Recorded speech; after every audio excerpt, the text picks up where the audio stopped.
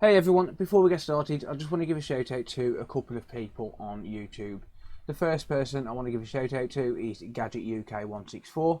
So Gadget UK focuses mainly on repairing retro consoles such as the Commodore Amiga, the Atari, the Mega Drive and many other older machines, bringing them back to life. He does an absolutely fantastic job and I absolutely recommend checking out his channel and subscribing if you're into that kind of thing. The second person I want to give a shout out to is my good friend Jason, Engineering Scale Models. Jason focuses mainly on Nintendo Switches, but he is going to be going into the Xbox One and PS4 repairs just after Christmas this year. So if you could head over to his channel and help him get to 1,000 subscribers, that would be absolutely fantastic. But without further ado, let's get into today's video. Right, so why have I gone live on a Tuesday night at 10:30? Well, I'm glad you asked. We have ourselves a GPU memory failure on a PS4 Slim Blue Light of Death machine. So this one is going to be pretty interesting. I'm going to bust out the thermal camera in a minute and show you how I know what it is. I've just started taking this apart literally like a couple of minutes ago. So I've got a PS4 Slim here which I was working on quietly in my workshop. PS4 Slim, Blue Light of Death, loud, fans overheating. Now, what I would usually gather from this is Blue Light of Death needs a reflow because it's overheated. That's what I would usually gather. However, before I took the board out, I turned the machine on and found a heat spot in a very interesting location. So, on the back of the board, let me show you on another PS4 Slim. On the back, we've got the RAM, or the volatile memory, and the one of the causes of Blue Light of Death, if anyone's watched one of my previous videos on this particular thing, is the these RAM chips burn out. Right, so let me show you all what's actually going on with this then. So I've got another phone here which I'm going to use for my thermal camera. I've noticed a couple of things. The first of which being that the board is warped. So if we look here, the board is slightly warped. Now, that's not going to be that much of an issue if we can, well, once the board is actually screwed back down. It's not going to be too much of a big deal if the board is screwed back down. The next thing I've noticed is it is fairly dirty, it is fairly dusty, but nothing to the point where I would see an issue with a Blue Light of Death. But the board is warped. So basically, what I did, I've turned it on while I've got the metal frame off, and I've left it this side. So if I turn this on now,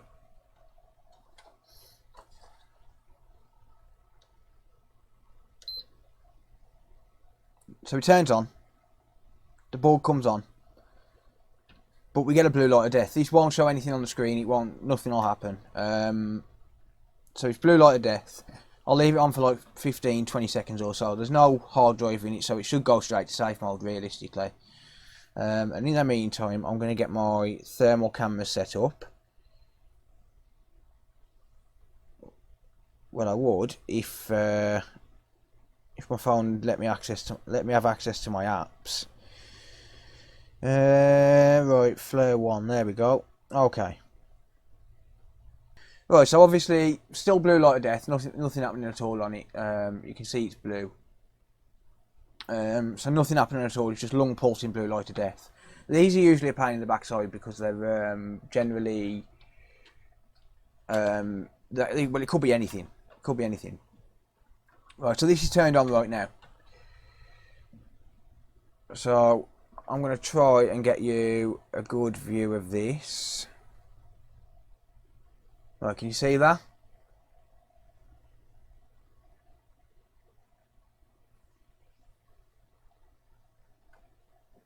One particular hotspot. Let me zoom in a little.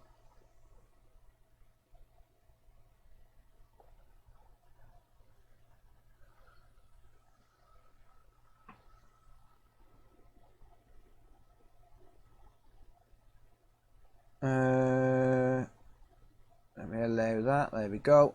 Right, so there's one particular hotspot, and that hotspot is around 95 degrees and increasing.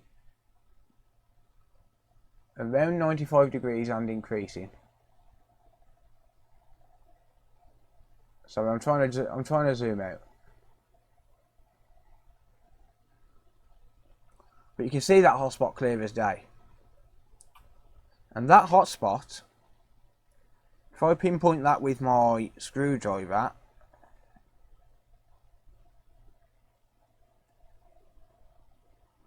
is right on that RAM IC. Right on that RAM IC. So, yeah. Yeah, exactly. So that RAM IC is overheating, which means that RAM IC is bad. So this is why I decided to live stream it, because, you know, it's not a common case. But that board is pretty badly warped, so I'm hoping that this will straighten itself out. But I'm going to carry on taking it apart now. I haven't actually. I mean, you can see you can see just by how tight this is. I haven't actually taken it apart yet. But yeah, it's going to be interesting, to say the least. Right, I want to release some pressure on this first of all.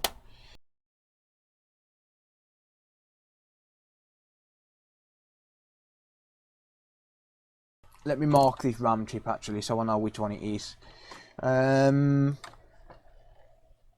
going to mark this RAM chip so I know exactly which one I need to replace. There we go. So that RAM chip needs replacing. And that's to say that it's either going to work afterwards. I don't actually know. But I'm not comfortable with how warped this board actually is, to be honest.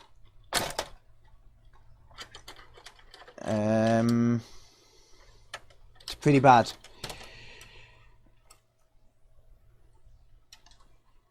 Yeah, it's pretty bad.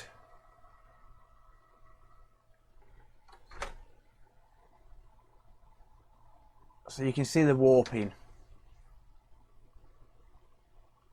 across there.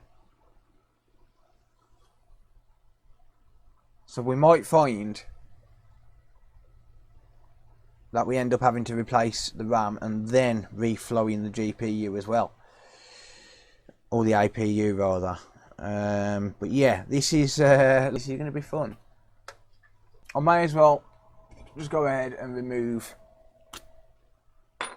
this RAM chip, and I'm going to take one from a donor board at the same time. So I've got a donor board here.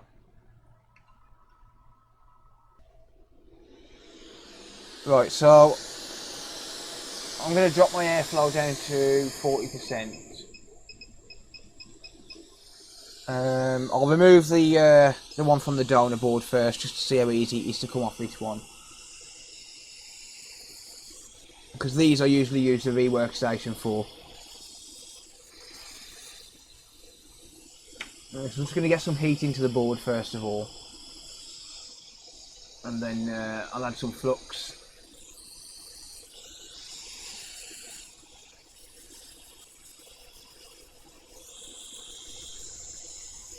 There you go. Right, so these are the ones with 180 solder balls on, 90 on each side.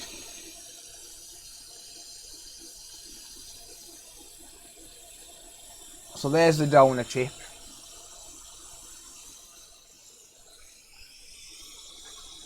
So now let's get rid of the one off this board.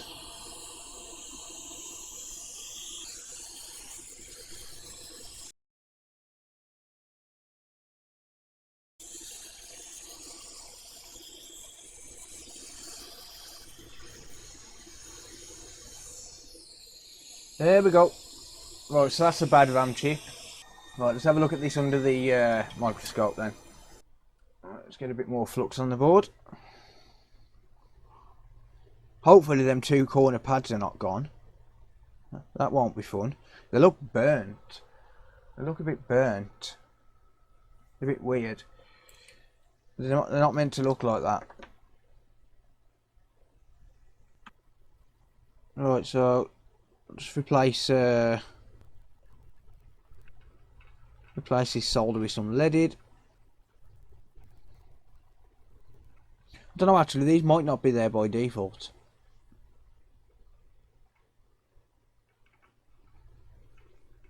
I'll have to lift the microscope up a little bit just so I can get the camera viewing.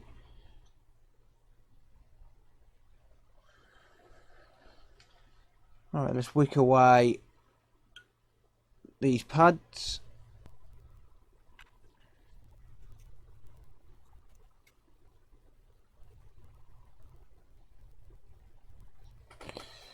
There we go.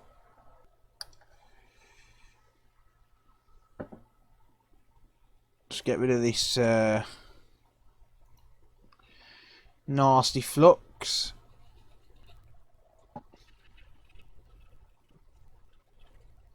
There we go. Right. Yeah, I'm not sure, but them pads are completely missing. Right, let me just raise the microscope and I'll have a look under there. Yeah, it looks like them pads have completely burnt away. It doesn't look like they've ripped. It looks like they've completely burnt away.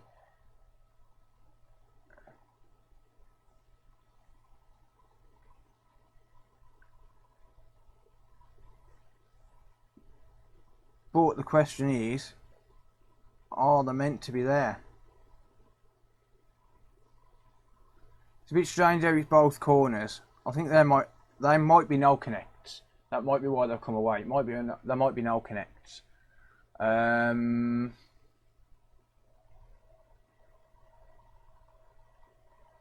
it doesn't look like there's any wire or anything going to them. So I'll just take a look on the donor board. Let's see what that looks like. Yeah, they're no connects. Yeah, it looks like see the if you look at these ones, like exact same position. And if you look at these, it looks to me as though these balls, ignore my shaky hand, I'm having to hold the board a little bit to keep it level. Let's try there you go. Yeah, so if you look at these,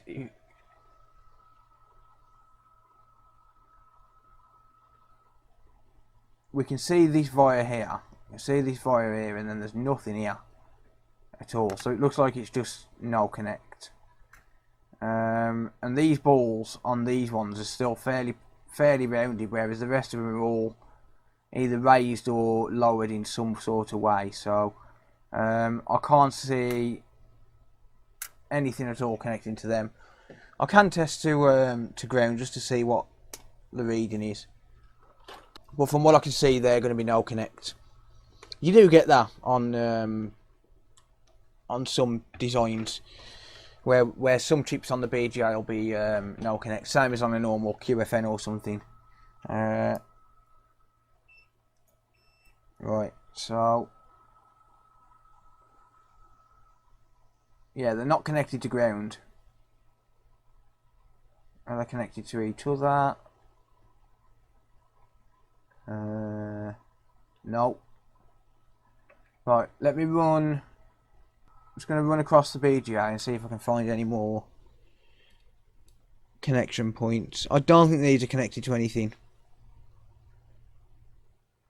I think that's probably why they've pulled off. They've probably burnt off because of how hot it was getting. Yeah, I don't think they're connected to anything. So yeah, alright, yeah, that's cool. That's fine. It's fine by me.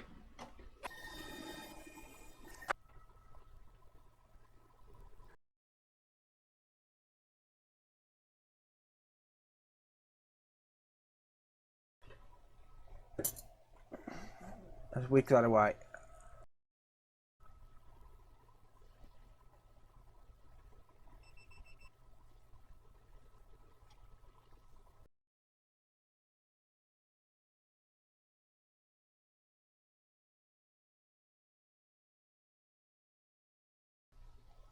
Alright, we'll just get rid of that crap off the bench. Right, let's get this thing reballed, shall we? Right, so I'm going to zoom in a bit. So I don't want to get the why is that still so wobbly? I don't want to get the entire chip in view while I'm actually reballing it. Reason being is because I need to see a little bit closer, and so do you guys. So right, so about there should suffice.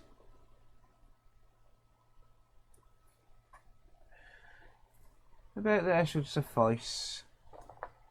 Right.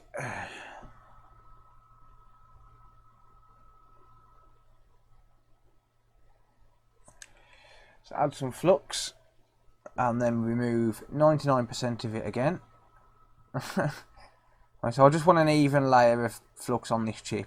I don't want too much that it's going to knock all of the balls around when I do heat them up. So I'll just add a little bit and then just wipe most of it away, just enough to keep the balls in position.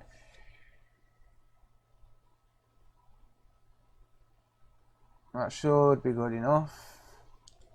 Alright, so let's have a look at the 0.5s. I might have run out of 0.45 mils.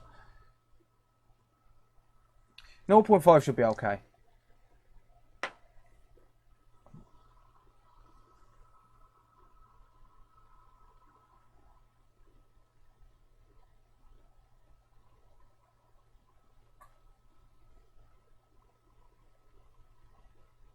Yeah, 0.5 will suffice.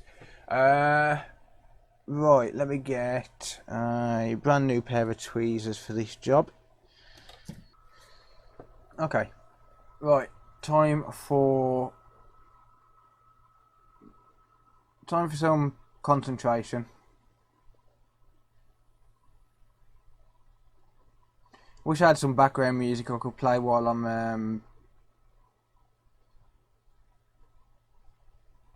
I was doing this sort of work.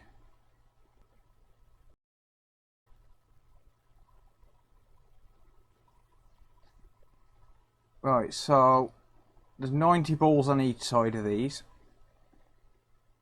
Between 0.45 and 0.5 mil balls will fit on the pads.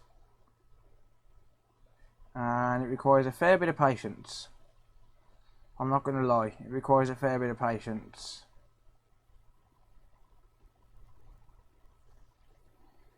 When I'm using the 0.5 mil, the one thing I do need to do is be as precise as I can. So basically that means that I need these balls to sit as precisely on the pads as I possibly can, as centre as possible. The reason is I use the 0.5mm ones, the 0.45mm ones usually, because it allows that extra bit of room for error, that extra margin. And believe me, that 0.05 mil makes up, it adds up.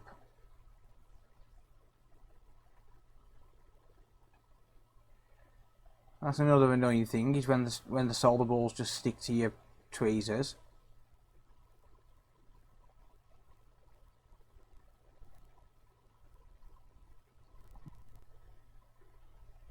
And the eyes are going already. Doesn't help that I've got a headache tonight as well.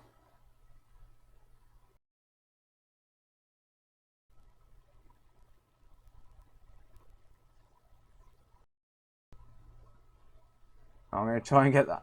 I'm going to try and move this so as it's back in view for you.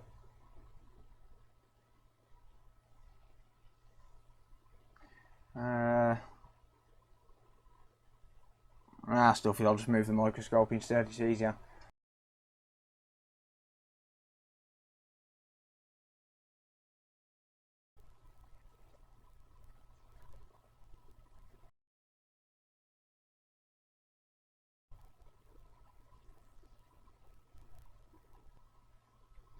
Now, I think anyone with a microscope and a bit of patience could definitely do this.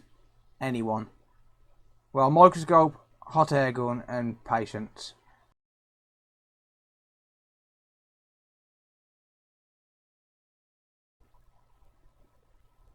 So what the worst thing is with these, when you don't put enough balls on the chip, and you got to try and get some more on without knocking the rest of them off. That's the worst thing.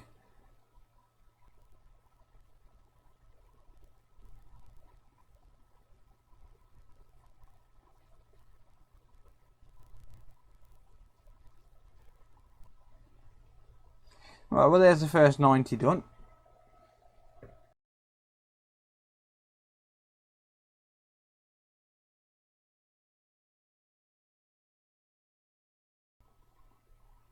Right, let me just move these down here.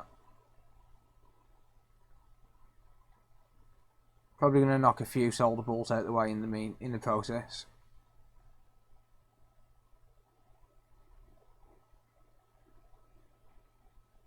But the closer they are to the pads, then the quicker it is to actually do this. We want to make sure we don't have any stray balls as well. Nothing that can jump out and jump on top of another pad. The thing about doing it by hand as well, I think, in my opinion, is there's a lot more accuracy. Because even though these are like less than like half a millimetre in size, you'll be amazed how accurate you can get when you put your mind to it.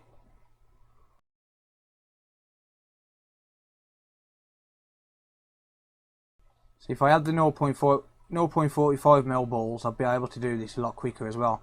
So I wouldn't need to be as accurate on the balls themselves. Like I could leave it there hanging over like that and it wouldn't matter.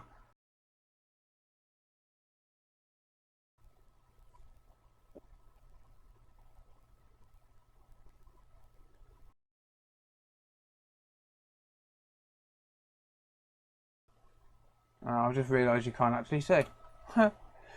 Whoops.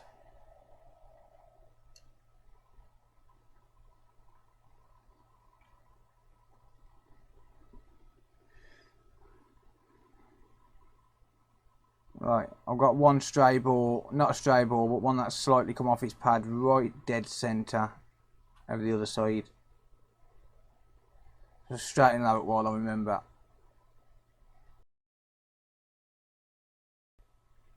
I mean, technically you could use 0.25mm balls on this as well. Technically. As long as you're making a connection, it'll just sit lower than the rest of the chips. And the pad probably wouldn't make a connection. Like the thermal pad probably wouldn't make a connection, but as long as you got a connection there, the actual chip would work. It doesn't matter what size balls you put on it. I'm just going to get rid of these stray balls from in the middle. Now that we're getting closer to completion.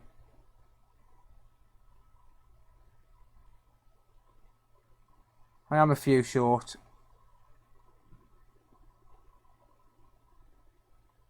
But what I'll do with them is I'll tip them onto the table instead of risking knocking them all over the place on the actual chip itself.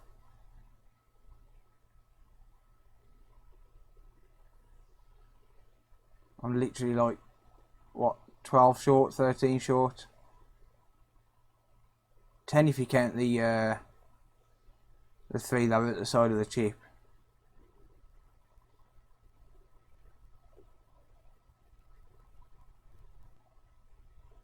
Actually, there's some at the top I can use as well.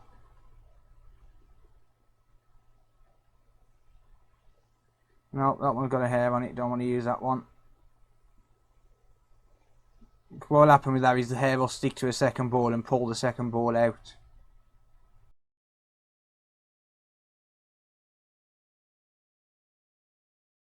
The only thing that makes me nervous with them last 3 I've just put on is there's a lot of flux on them.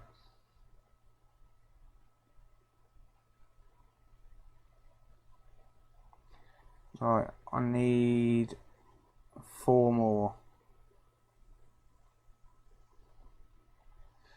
4 more, and that is it.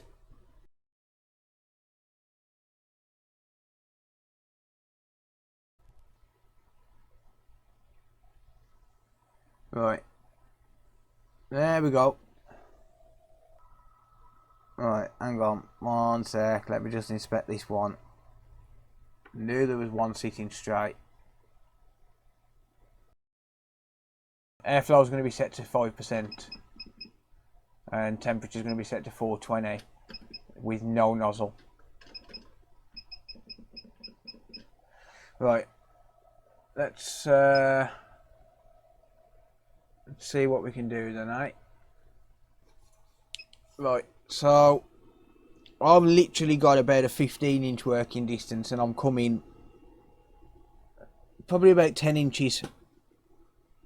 About 10 inches in to start this. You can barely even hear the heat gun.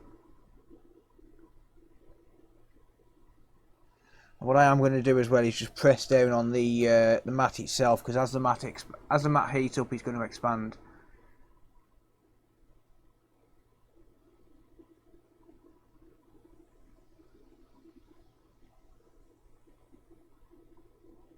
Hang on. I can see two merging.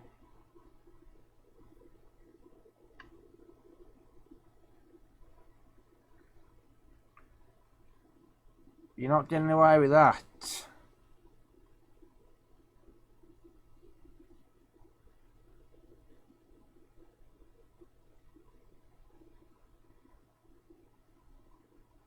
Alright, when you see two merging pretty much straight away, that's because there's too much flux there. So what I'll do there is just get rid of the problem from the start.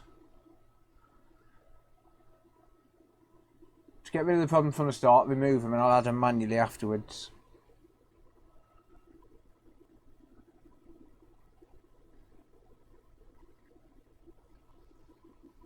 Right, them two at the bottom are going to merge. I think they might. That's the problem with the corners, is there's a little bit more flux on the corners than there is on the rest of it.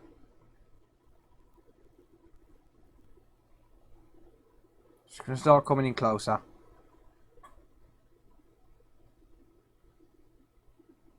If I had to do it again, I'd use 0.45. I don't like using 0.5.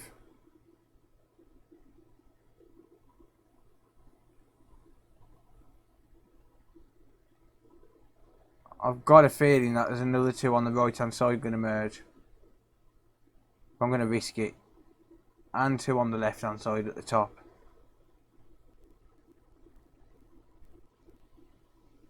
These are going to start pulling themselves into the pads any second.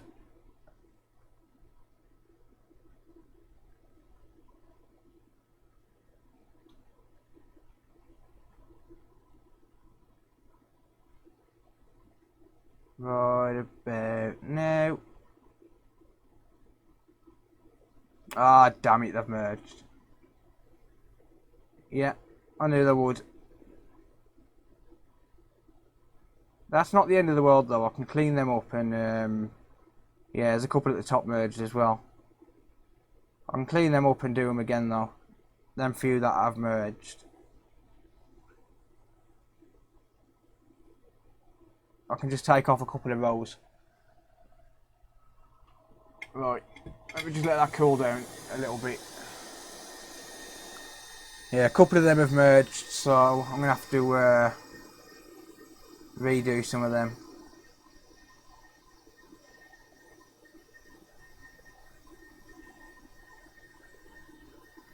So there's a couple merged at the top there, and there's a couple merged at the bottom here. Let's start with these ones. Let's just get rid of the problematic ones. Oh, I've just knocked probably about 150 balls on the table. Oh dear.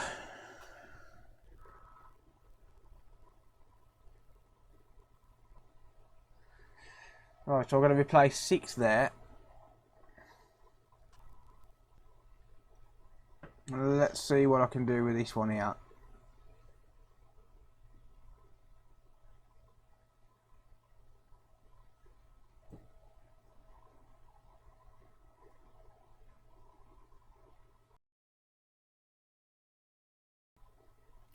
12 balls. That's not that bad.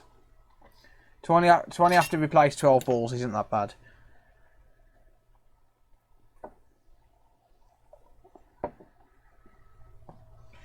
Not too bad at all. So I'll just clean up the chip.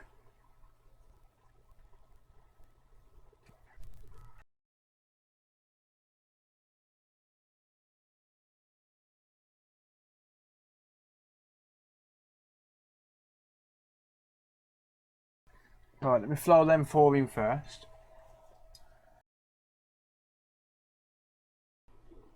See, when I add a smaller amount at a time, I can control them better. Like, I can add just one at a time if I want, and that way then I can have more control over it.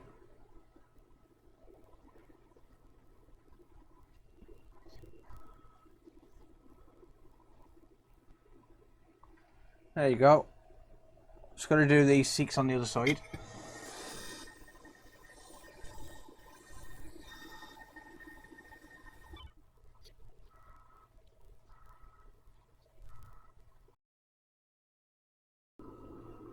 So the reason that happens when they merge is because there's too much flux and it causes them particular balls to just float around on the top of the chip. There you go. Cool. Right, so now I can flow the chip properly, so I can increase the airflow to like 30% now.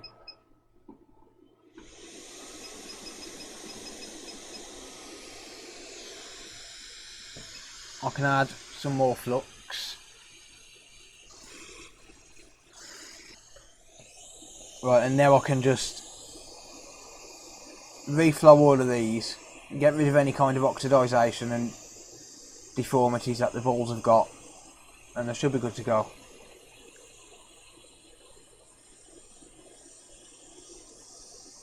So I can wait for them all to go shiny.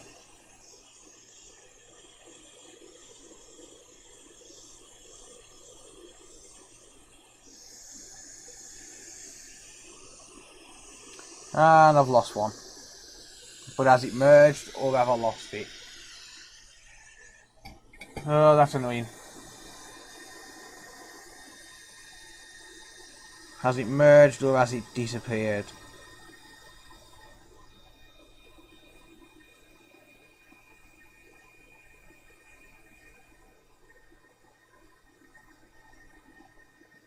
It's merged.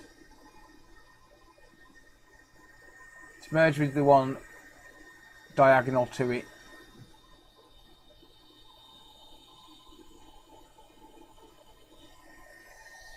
Oh, that's annoying.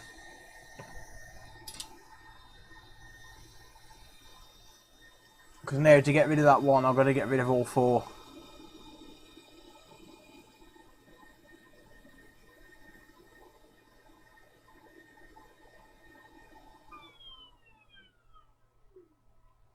Ow.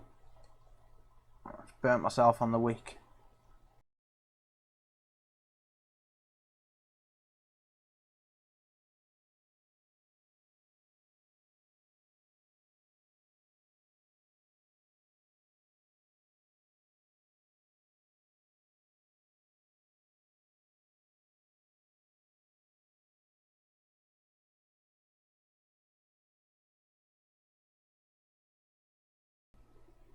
There you go. Done. Right, there we go. It's clean enough. It's clean enough. Right. Let me zoom in. Right, so there's the nicely reballed chip. Don't look like I've got anything stray on there at all. I do need to clean the top of the chip off so I can see which way it's meant to go. Right, dots in the bottom right hand corner, so it's that way. Yeah, that's the one. Right, let me see if I can get it in focus so I can do it underneath the skull. Right, okay, so what I'd do now then is basically just press down on the chip and you'll feel it lock into place. So you'll feel all of them balls basically just lock. Ignoring that dirt under my fingernail. But you'll see the chip just lock into place. So it'll move around and then it'll just, yeah, just like that. But you haven't got a lot of room for error on this. The good thing about these is there is a guide. There are guides, so that's in position there. So what I'll do then is just push down with some tweezers and then pull the tweezers away, and that's stayed in place now. If I didn't push down with the tweezers, it would have just come back up with my finger. My finger would have just stuck to it. So now I'll drop the airflow back down to like 10%, or rather I'll increase to 10%, 420 degrees Celsius. And now I'll just flow it into place until it's roughly started to melt the balls. Once it's started to melt the balls, I can increase the airflow. Right, that should be enough to just lock it in. There we go. Increase the airflow to 30. And then when I see the flux start to bubble, I'm going to give it a tap. Alright, flux is starting to bubble.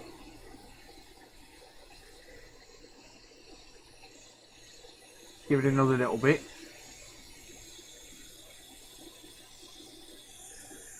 Let's increase the airflow to 50% now.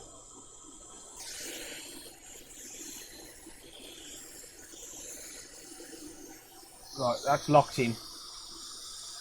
That's locked in. There we go. Should be soldered. Just let that cool down for a minute. Before it does, let's get rid of that flux.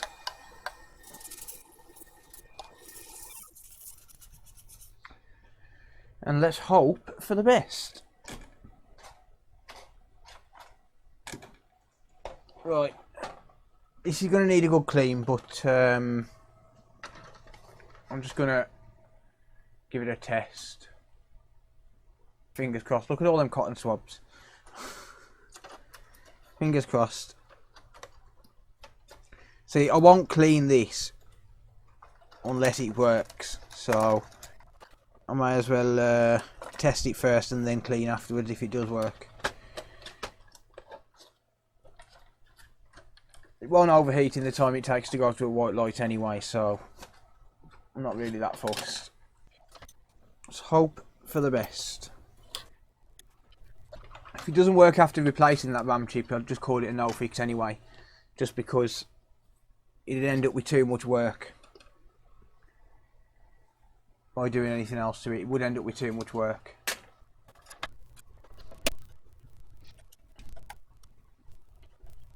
Right. Fingers crossed. I'm not going to plug the hard drive or anything in. It's kind of pointless. If it goes to a white light, then I'll know to clean it and then plug an hard drive in afterwards. But until then,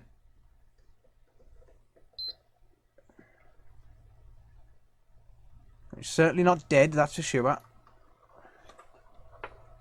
let me just have a feel of this at the back. No longer getting smoking hot.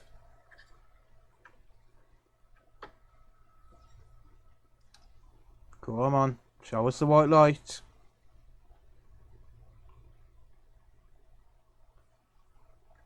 Come on. You can do it.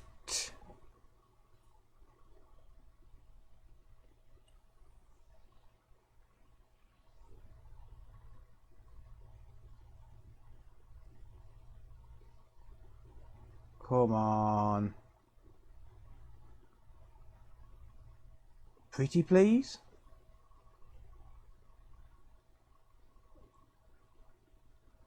Let's plug a HDMI and see what happens.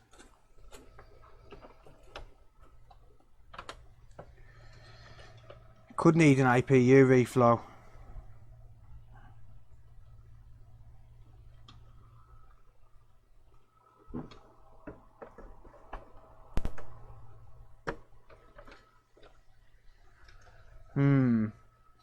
It's not gone white yet.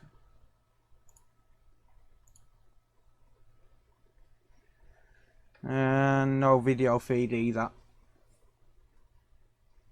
No video feed either. That kind of sucks.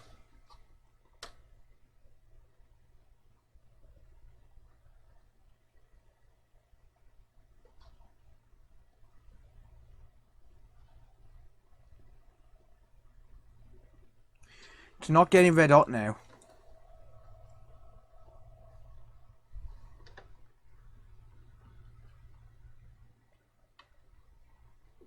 Let's have a look under the thermal cam. See what's happening under the thermal. Still blue as well, by the way. I actually thought that was going to work, to be honest.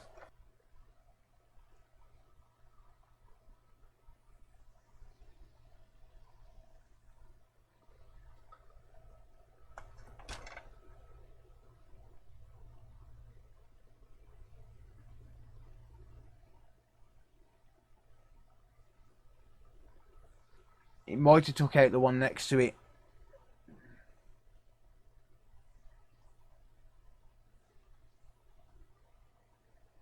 Right, that one there is 53 degrees.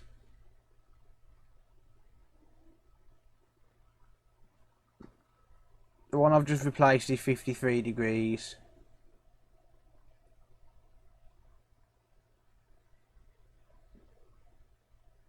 And the other one's at 57, 58.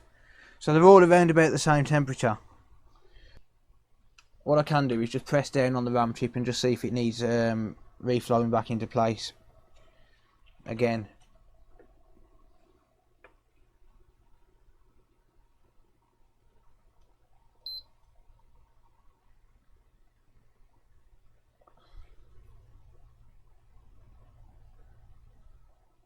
If I just give it some pressure, that will tell me.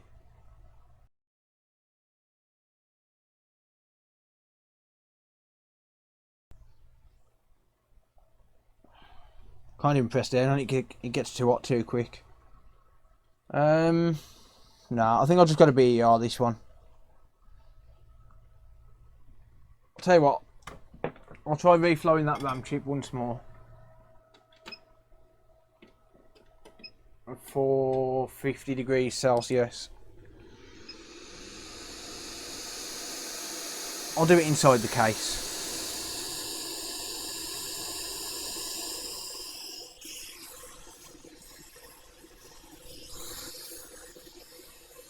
Well, that's definitely locked in. It's definitely in the right place.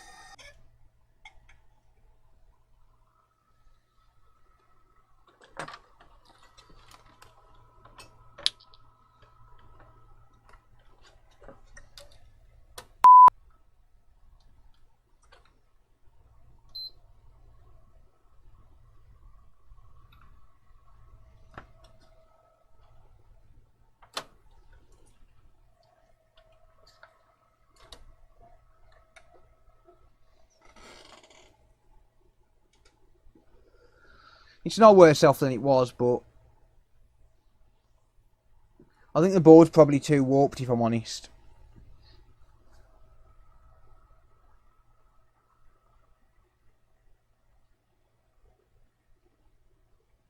Oh, hang on. Hang on, did you see that fan stop? Yes!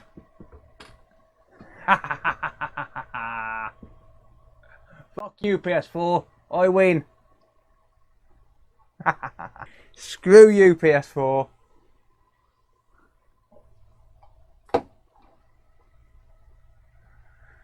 Oh, if that's not a victory to end the day, I don't know what is. If that's not a victory to end the day, I don't know what is.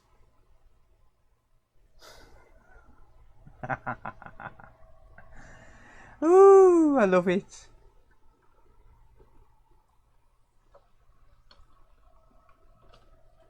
Oh yeah.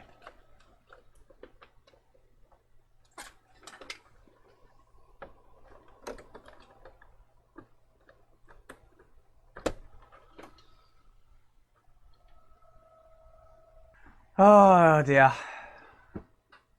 Worth it in the end. Oh, I'm super happy now. Right.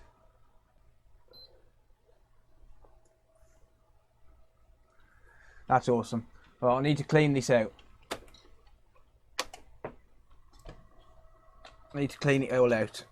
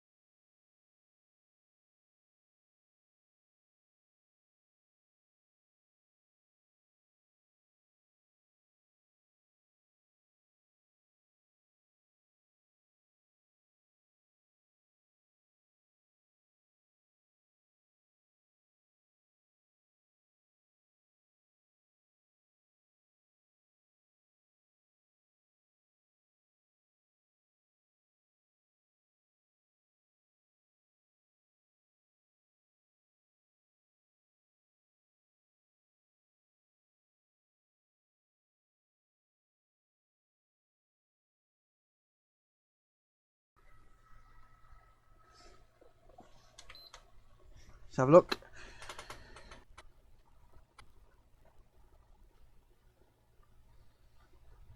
Right, let's pop a disc in.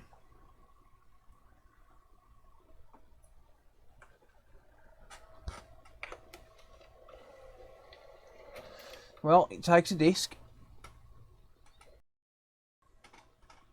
By the sound of that disk drive as well, then it was trying to read it, so Renaissance should be fine. Let's wait for it to reboot.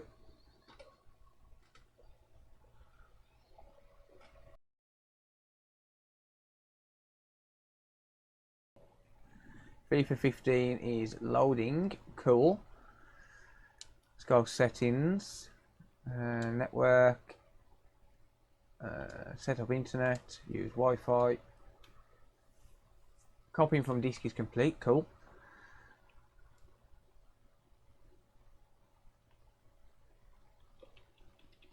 Subscribe to the coder.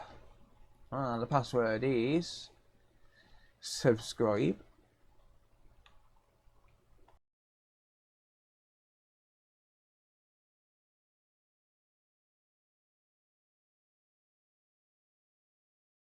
Right, let's make sure the game loads. Oh, it's still downloading. Start without updating. Just make sure we don't get the error. Seems to be okay. I'm happy with that. Yep. Okay. Test passed. I am happy with that. Job done. Sweet. Right, so let's just summarise then. So this console was sent in for a blue light of death, and by using the FLIR thermal camera I was able to determine that one of those RAM chips was overheating, and that was causing the console to have a blue light of death. So by reballing a RAM chip from a donor board and putting it onto this board, I was able to get this console working again, and the owner can game happy once again. But that's going to be for this video. Thank you very much for watching. If you have any comments or questions, leave them down in the comment section down below. Don't forget to hit that like button if you enjoyed the video, and if you want to see more repair videos, be sure to hit that subscribe button and turn on bell notifications so that you're notified every time that I upload. I also now have channel members where for just $1.99 a month you can support the channel, and all channel members get early access to my videos. But that's going to be it for this video. Thank you very much for watching, and until next time, see you later. Bye for now.